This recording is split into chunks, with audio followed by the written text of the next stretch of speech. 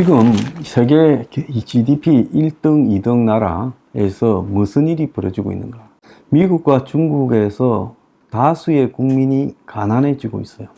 그냥 가난해지는 게 아니라 삶의 질이 떨어지고 있는 게 눈에 두드러지게 표시가 나고 있습니다. 오늘 아침에 보면 조선일보가 칼럼에서 중국인이여 찐빵 정심에 만족하라는 기사가 실렸어요.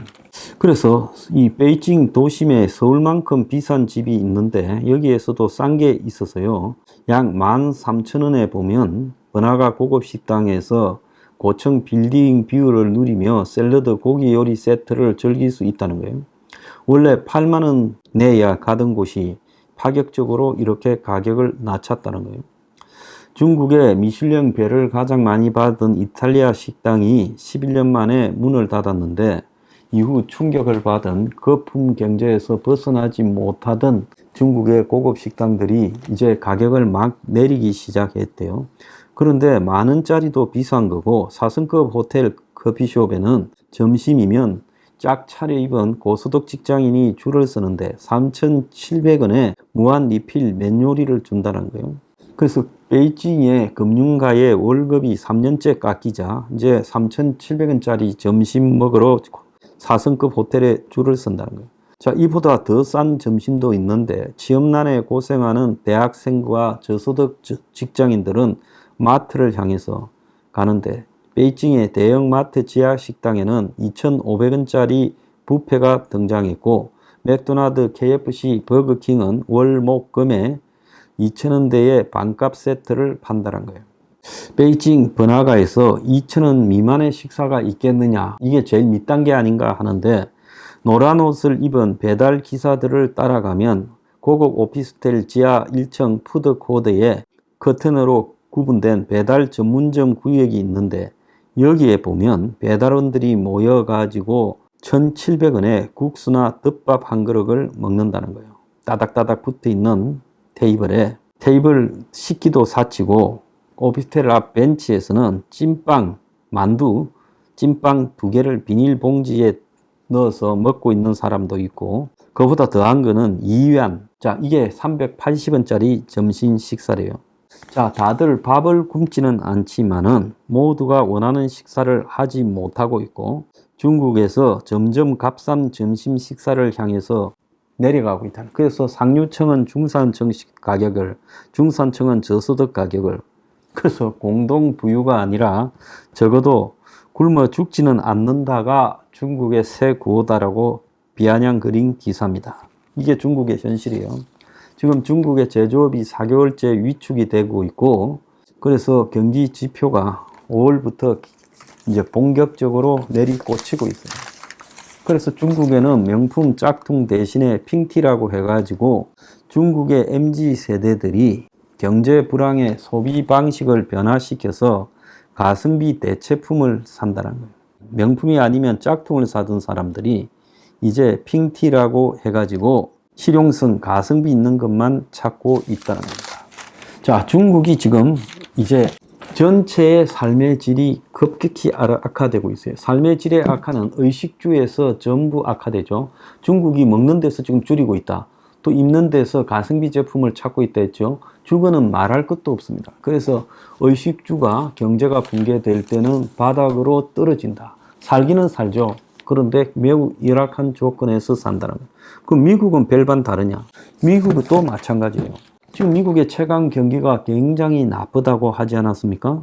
그래서 지금 주말에 보면 화제가 된 게 미국의 돈 없는 노인이 집 없는 청년과 같이 사는 붐메이트가 유행이라는 거예요. 자, 붐메이커는 지금 노인이 된 사람들이 베이비 붐 세대고 그리고 그들이 룸메이트를 구해서 산다. 젊은 룸메이트를. 이걸 갖다가 붐메이트라고 하는 거예요.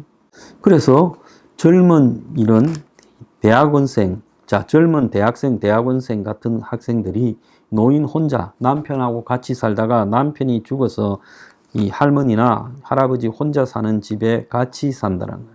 그래서 이 현상을 지금 룸메이트라고 하는데 미국의 100만 명이 혈연 관계가 없는 룸메이트와 동거 중이라는 거예요.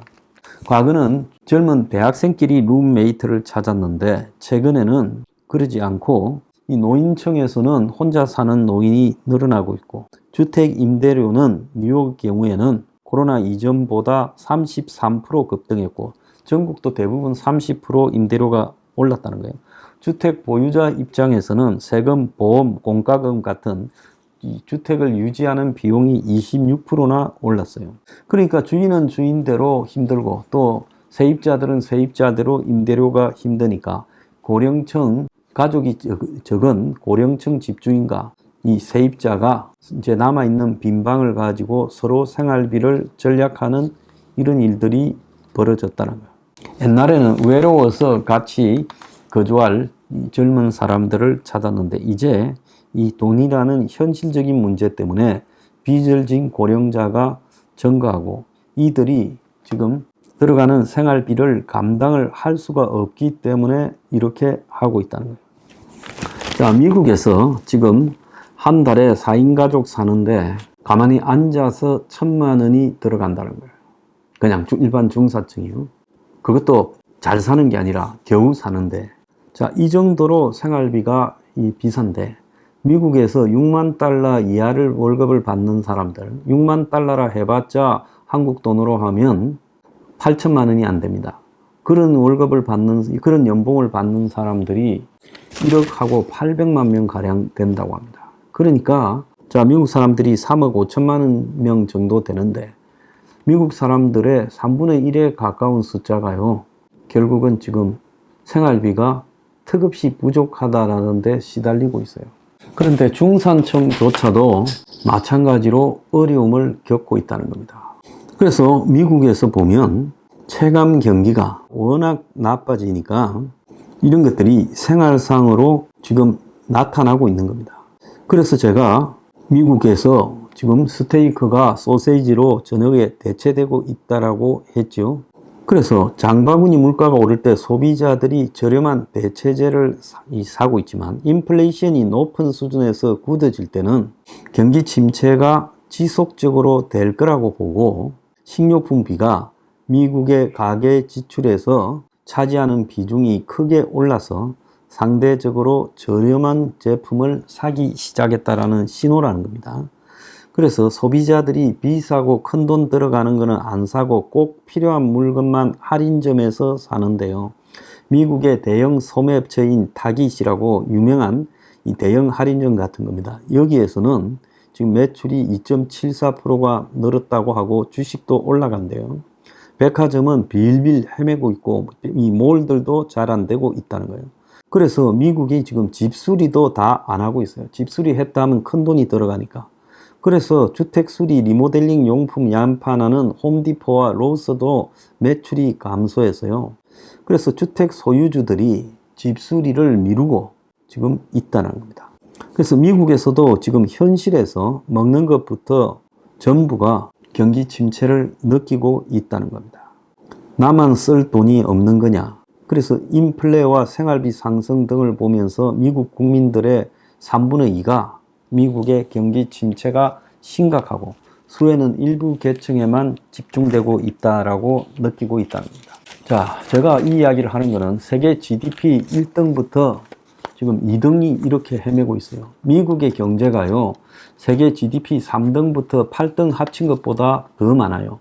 그러니까 일본이나 독일, 인도 등 합친 것보다도 미국의 경제가 더 큰데, 저 미국의 경제가 저렇게 헤매고 있다는 거예요. 중국이 지금 회복 불능이다라는 거. 1등, 2등이 그 모양이면 나머지 그 이하는 뻔하지 않습니까? 그러니까 한국도 지금 이 경제적인 피해가 국민의 생활 수준을 급격히 낮출 상황이 임박했다는 거예요. 우리가요, 정신 똑바로 차려야 된다, 이 말을 하고 싶은 겁니다.